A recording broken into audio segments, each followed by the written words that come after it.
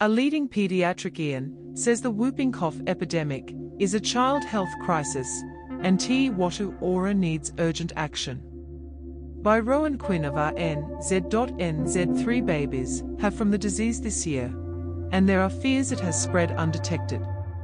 Owen Sinclair, pediatrician and head of the vaccine task force, said the toll was unusually high, as only 11 cases of pertussis have been reported.